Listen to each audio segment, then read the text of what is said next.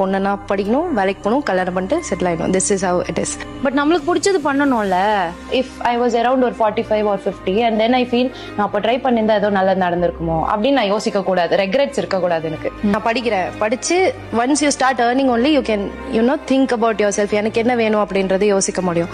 எனக்கு இது வேணும், எப்படி கிடைக்கும்னு தெரியாது, என்னெல்லாம் வருதோ பண்ணுவோம்.